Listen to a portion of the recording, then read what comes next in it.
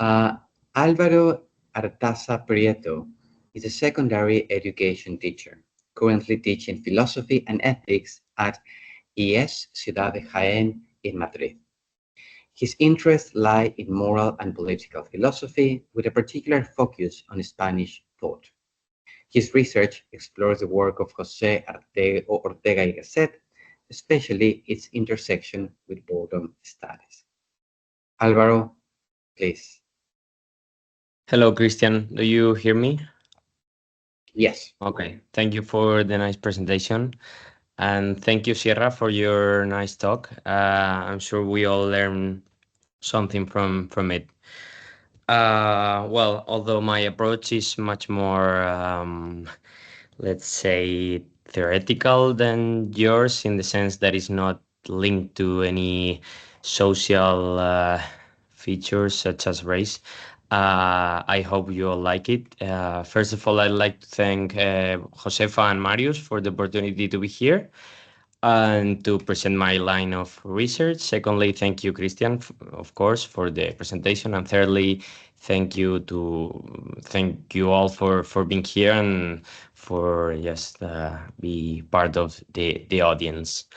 I'm going to try to upload the presentation now. You can confirm if you see it. Okay. Well, first of all, I'd like to give you some insight about myself. Aside from being a secondary school teacher, I also graduated with a double degree in political science and philosophy in Complutense University here in Madrid. And then I studied my master's in theoretical and practical philosophy in the UNED. I'm currently preparing to begin my doctoral studies at the Universidad Complutense in Madrid also. And well, today I'd like to share some insights I've been able to find from my ongoing research on boredom approach through the lens of José Ortega y Gasset's moral philosophy. My work stems from a simple but pressing philosophical intuition, that is, that boredom, far from being just a trivial or psychological state, can actually serve as a symptom of deeper moral or existential tensions. Specifically, I argue here that Ortega's ideas, especially his notions of life, vocation, and authenticity, offer us a robust framework to understand existential boredom, which many contemporary authors are trying to rethink beyond clinical or behavioral models, more linked or related to health sciences. Okay, here I'm going to try to tackle 4 points in my talk. First one is the main lines of the vital reason in José Ortega y Gasset. Second one are related to two main principles of his work, which are illusion and authentic life. And third, boredom in his philosophy, and especially the relation it has with entertainment and perception of time and agency.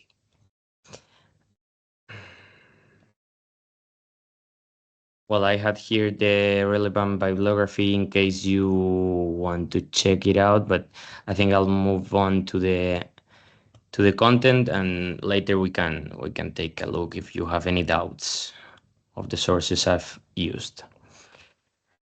Okay, so before I begin, I would like to make a terminological clarification. That is the many senses that we can talk about boredom. At least we can make a difference between 4. I really recommend the classification that Josefa gives in her book. And we can talk about a state boredom or the situation dependent boredom. That would be the healthy one if you want, and even the desirable type of boredom, that one is usually that is, for example, recommended for children. No, when we talk about how children, we should let them get bored. The second type of boredom would be the chronic boredom. And according to psychology and psychiatry, it is the pathological type, the chronification of the previous one. And the causes are many and go from personality traits, neurological deficiencies, disorders of consciousness, etc. The third type would be chronic situational boredom, and if we look at the cause, it can be considered exogenous. The situation, the context is what causes the subject to suffer from boredom. And the last type, and the one that I'm going to talk about today, is the one that has received the most attention from philosophy and humanities in general.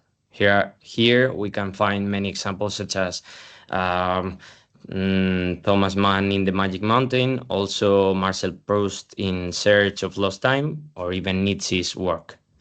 And of course, more recently, Lars Svensson, his famous work, A Philosophy of Boredom. It appears with this type that when the chronified boredom becomes so long that it ends up flooding our whole perception of life, our assessment of the meaning of life itself or existence.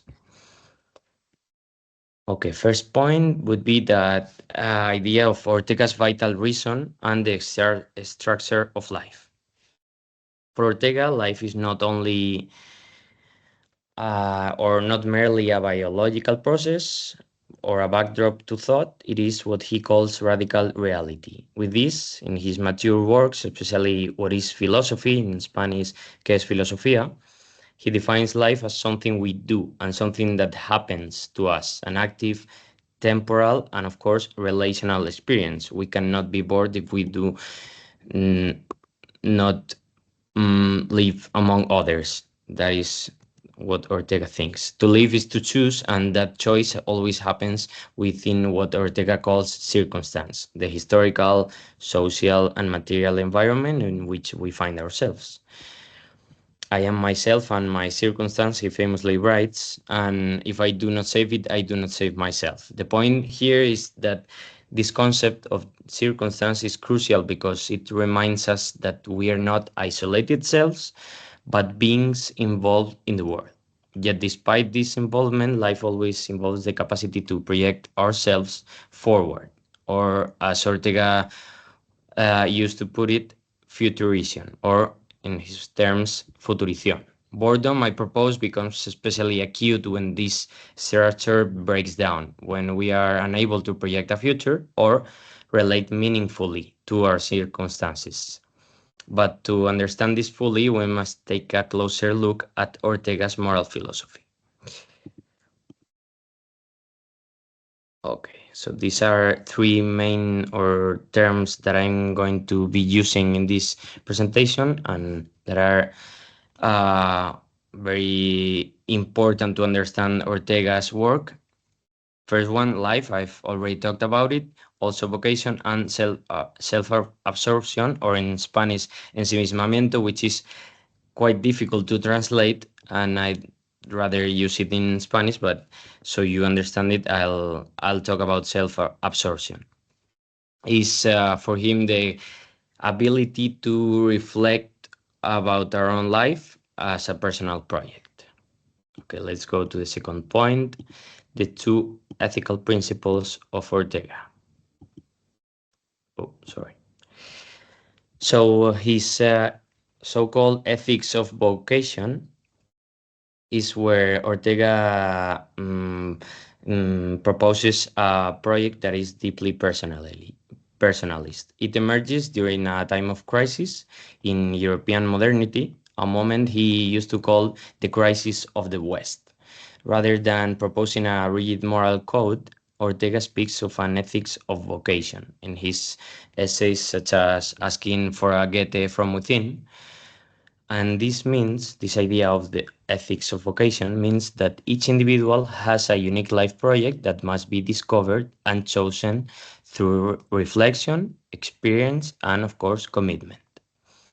Two principles that helps us to understand these ethics are illusion on the one hand and authentic life on the other. Illusion is not delusion for Ortega, it is rather the enthusiasm that drives us to action. It's the energy that moves us to pursue meaningful projects, even in the face of uncertainty. Ortega is very critical about Kantian moral rigorism for being too abstract and demanding, arguing instead that ethics should inspire and move us. When illusion is lost, boredom emerges, not because there's nothing to do, but because we no longer believe there's anything worth doing. The second principle is called authentic life, or la vida auténtica in Spanish. And here Ortega writes about the necessity of live authentically, that is, to live in accordance with one's vocation. It is a life that is both self-chosen and meaningful, as opposed to a life dictated by external expectations or social inertia. In this context, boredom becomes a sign, a warning that we may be living someone else's project, but not ours. To illustrate this, Ortega turns to Don Quixote. For him, Don Quixote embodies illusion as a figure of pure enthusiasm. He lacks a current life project, although he has a lot of passion and effort, but this effort, the thing about this effort is that is misdirected, misguided, leading eventually to melancholy and disenchantment. It is a critique of pure effort without ideals, what we find here. And I strongly believe that it prefigures how boredom and burnout nowadays can result when we strive without clarity of purpose. The third point is related to how Ortega helps us to define or understand boredom as a philosophical symptom, always talking about that fourth type I previously mentioned. Ortega never wrote a systematic theory of boredom per se, yet throughout his essays, lectures, and critiques, we find valuable insights of this phenomenon. It is thanks to the index we can find in Ortega's complete works and the excellent index made by Domingo Hernandez Sanchez, where we can trace somehow a pattern, where Ortega consistently speaks of boredom as an existential, not situational phenomenon. Following thinkers like Josefa or Marius, I argue that Ortega mostly addresses what we now call profound or existential boredom, rather than temporary or situational forms. He associates it with a loss of cultural orientation, personal vocation, and spiritual vitality. In early essays such as La Sonata d'Estío and New Poetry, Old Poetry, he links boredom to weariness, apathy, and existential fatigue. But for Ortega, it is not a lack of activity, rather it is a lack of meaning in those activities that we engage. Ortega writes that the weary man acts only to flee from himself. This is not laziness, it's a desperate attempt to escape a life that no longer feels authentic. Fourth point is related to this concept I previously talked about, that is ensimismamiento or self-absorption, and is something that Ortega invites us to consider the opposite of boredom, that is entertainment. He distinguishes or makes a distinction between passive entertainment, distraction, consumption, or activities such as doom scrolling, and this ensimismamiento or active self-absorption, which is or can be considered a form of inward reflection. Here lies the key. Boredom doesn't mean we have nothing to do, rather it means we've lost the ability to reflect meaningfully or to become absorbed in our own projects. When we can no longer retreat inward and make sense of our lives, boredom rushes in as a kind of existential vacuum. Ortega even anticipates the darker side of modern entertainment. When pastimes fail to satisfy ourselves, they can lead to alienation, despair, or dysfunctional behaviors. In this sense, boredom can be considered the shadow side of modern hyperstimulation, And Ortega's remedy is not more distraction, but more authenticity, more meaning in whatever activities we engage. It is not only about quantity, but about quality.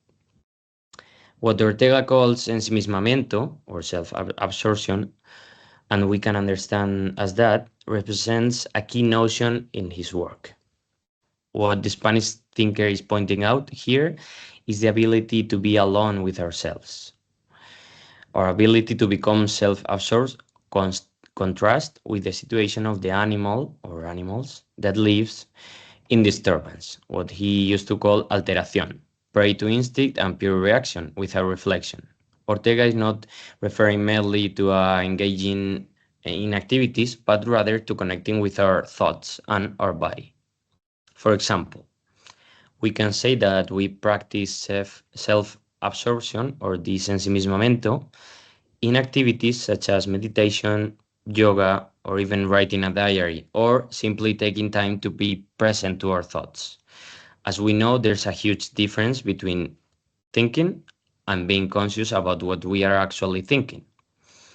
It is in this emptiness, in this space where time seems to stand still, that identity is forged.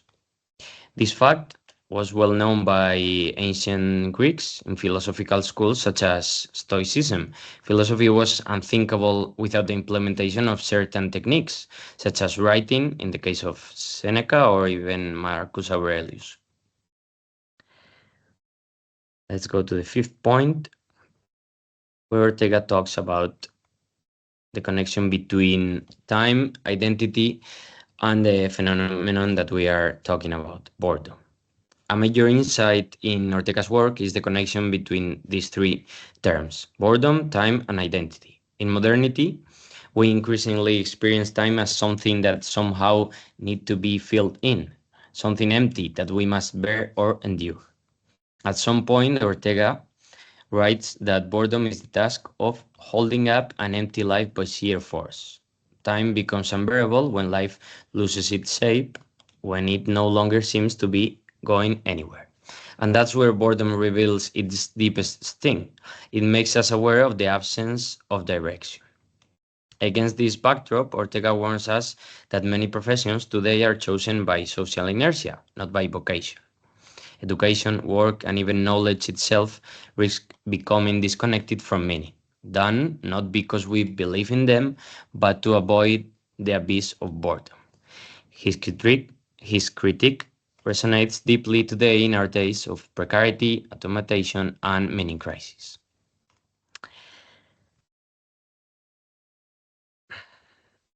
So, some conclusions we can get from Ortega's reflections are that Ortega does not offer a solution to boredom, but he offers something deeper, a set of what we can call tools for diagnosing and responding to it existentially.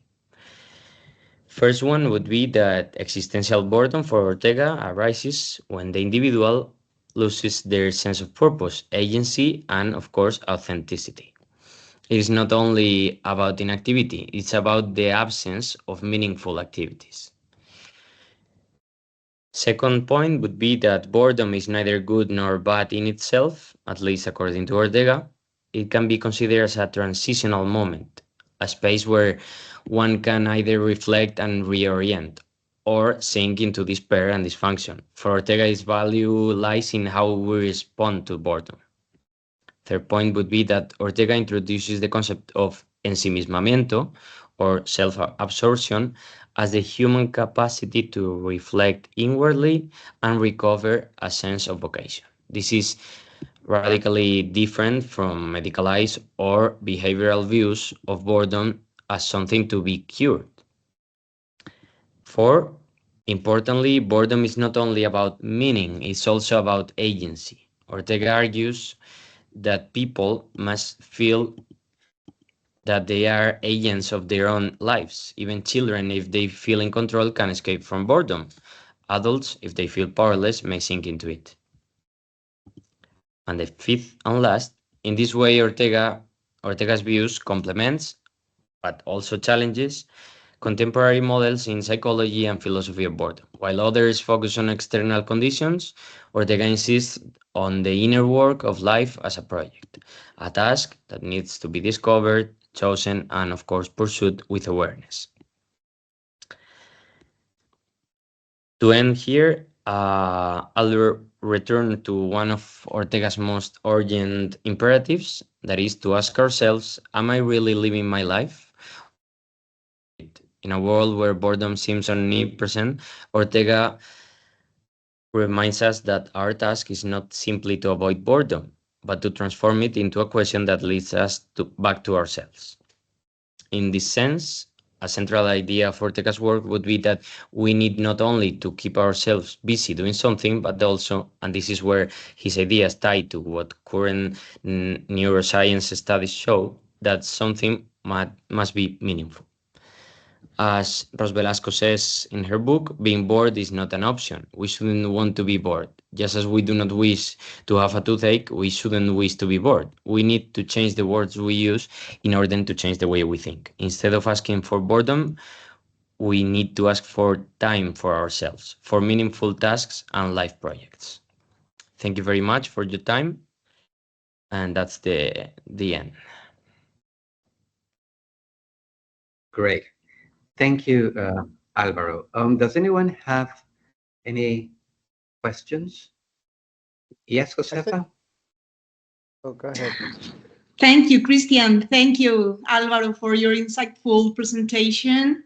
I have two questions. Well, one of the questions is mine, and the other one is by my colleague Reyes, which is right here with me. Say hello. Okay. So the first one is a philosophical one, and the second one is a linguistic. Yeah, a linguistic one, maybe. Mhm. So what I want to ask you is, according to Ortega, authentic life consists of living in alignment with one's vocation, you said. Mhm. My question is super simple.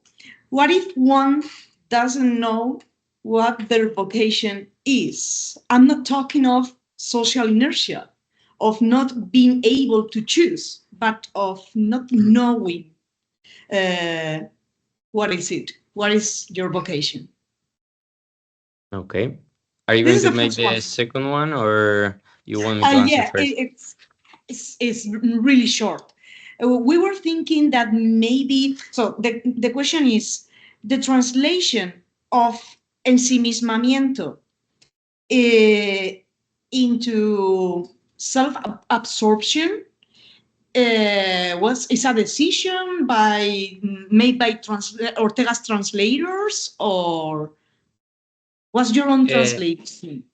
no, it was a personal translation. Yeah. A personal translation, because Reyes, who knows a lot of English, was thinking about other terms, for example, reverie. Okay. And there is another one, it's an expression, brown study. Okay. It's a colloquial expression. It's a colloquial one. Brown study. Okay. Yeah. Thank you Because for that. I'm not Yeah. convinced. I'm not convinced about reverie because has connotations regarding to daydreaming, I think, and it's not the same. But take a look at the other expression, brown study. Thank you, Josefa. And thank you, Reyes, for the translation.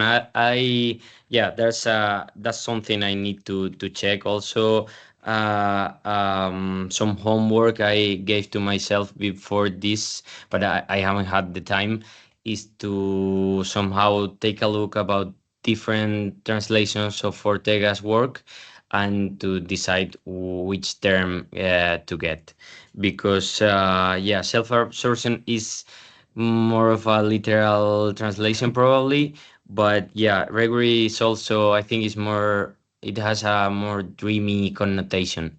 In this case, Ortega is referring more to be alone with ourselves and what happens when we are alone with ourselves, but not dreaming, but thinking or doing stuff and being conscious about what we are actually doing alone, of course. And about the first one, well, it's actually a debate that is it connects to two Spanish philosophers, which are Cerezo and also Cerezo Galán and Jesús Miguel Hernández and also Villacañas. They all debate about vocation and if it's linked to the idea of destiny, of a personal destiny, maybe in a not Christian but somehow fixed sense. That vocation in this case would be something that I don't know. We are born with a vocation and we have to struggle through our lives to find it. And once we find it, the only thing that we have to do is to go after it. And the other side of the debate tends to think, and that's more my position in this case, that Ortega is more interested in the point of the search of the process rather than understanding vocation as somehow a personal destiny. So yeah, that'd be the answer. That he talks about vocation, but not in the sense that we talk nowadays, not linked to professional activities or just jobs, but more to the to this ability of being alone with ourselves and being constant search and so on. So yeah, thank you for your questions. Thank you, Álvaro. I think that I would translate it perhaps as projecting one's own life. I don't know. That would be my take.